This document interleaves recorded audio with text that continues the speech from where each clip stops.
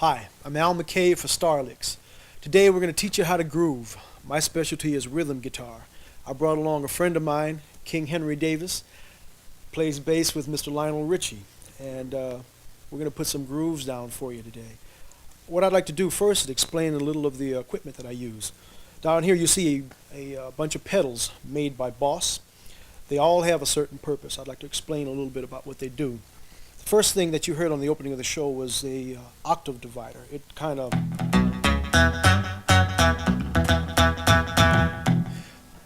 a double effect between bass and guitar. You kind of have both of them happening. You don't usually use it for rhythm, but for your licks and little sound effects and for ideas, they're really good to have. Next we have a digital delay. The digital gives you kind of a repeats. If you want to play a solo, you can many times faster or repeat it, and many times you want to do it. You can adjust it by all the different knobs down there. It gives you as many as you need. Then we have a heavy metal for all you heavy metalists who like to play the rock scene. If you don't have a Marshall amplifier, all you have to do is just buy this little pedal and it'll give you sound.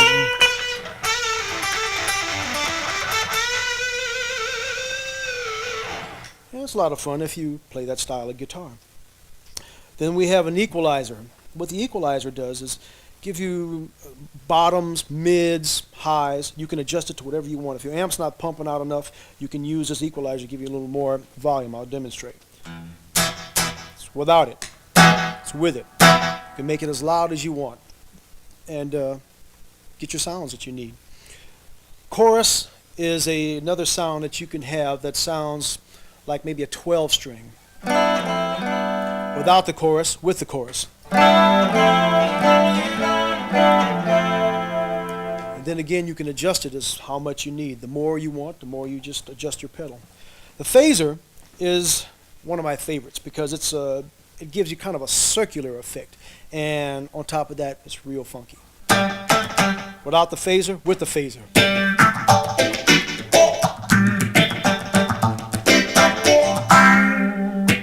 So they have a lot of things here you can have. There are many more different selections, so you can make up your own as many as you want to have. There's also a power supply down here that runs everything, that hooks everything together, where you don't have to keep buying 9-volt batteries every gig you do. Just get your power supply, plug it into the wall, and plug them all up, and you're ready to roll. Now I'd like to explain to you about the equipment that you see behind me.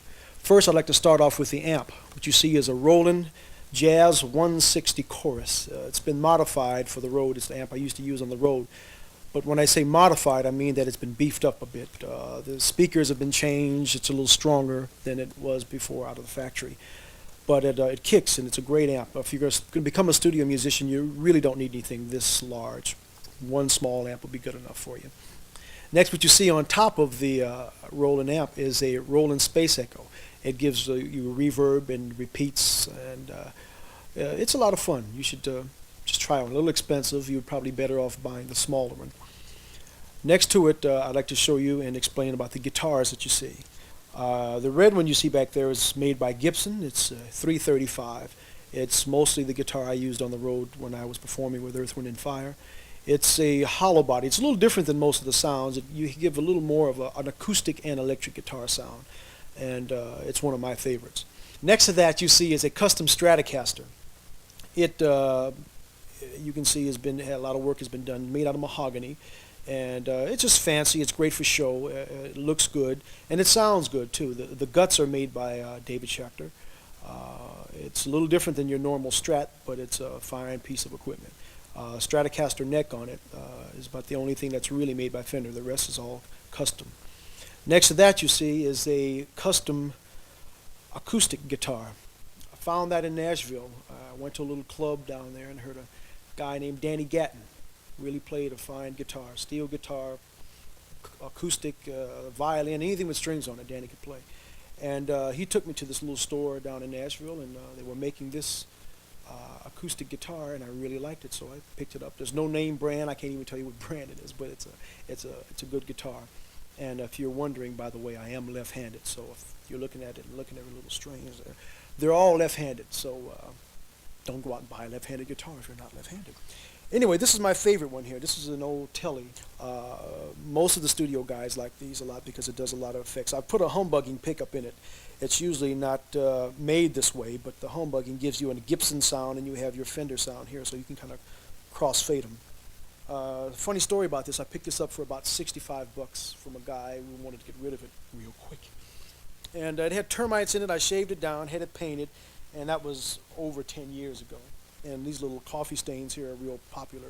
That spilled on it a few years ago, and it sounds better. Right. Okay, before we get started, let's tune up. All right, let's start with our E string. All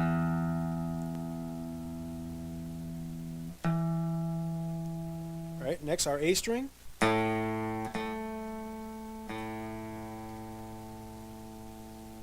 Next our D.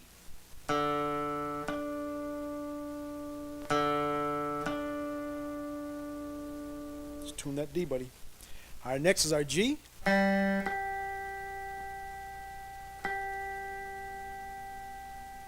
Next is our B. All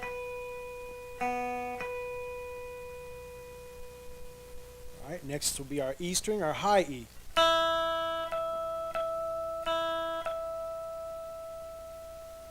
So if you look at your star licks manual, we'll begin with lick number 1.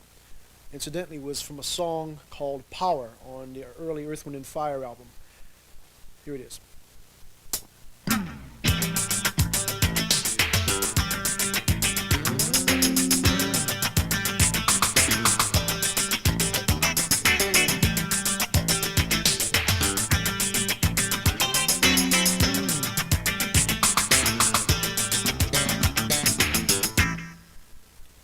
The first thing I'd like to explain is my style. The thumb you see here, supposedly if you take lessons they'll tell you that's improper, you're not supposed to use your thumb, it's a certain way. You play the best way you can. You find your own style as you go along. For me, I found out that the thumb works for me because I'm able to hold the string here and gives my fingers movement here. To try and play that lick like this would be almost impossible. Anyway, for the lick I'd like to explain on what I did use.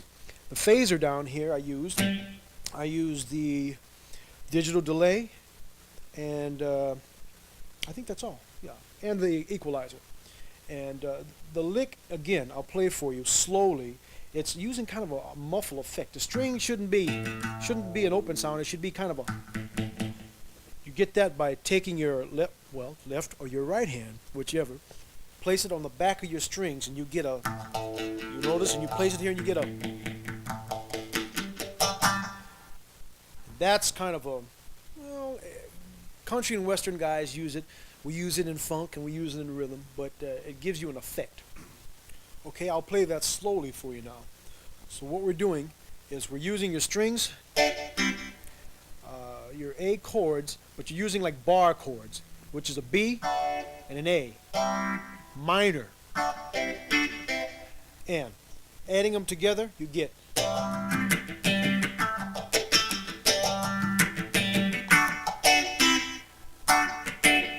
All you're doing is pressing down, and it's right in the chord.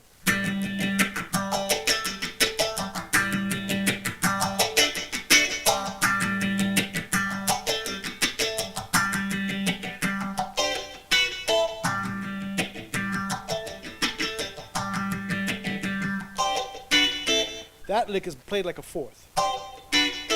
Played on your B and your E string.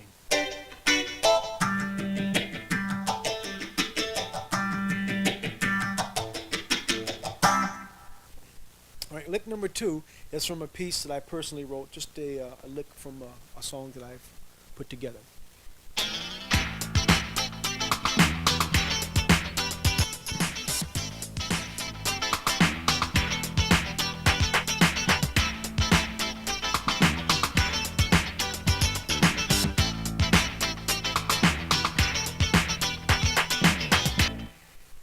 Okay, if you notice, we kind of slid into the beginning of that lick.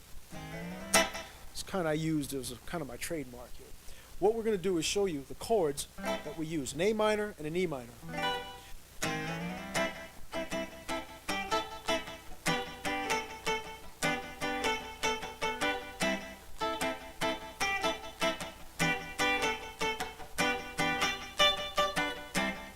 Again, you're using that A minor 7 to an E minor.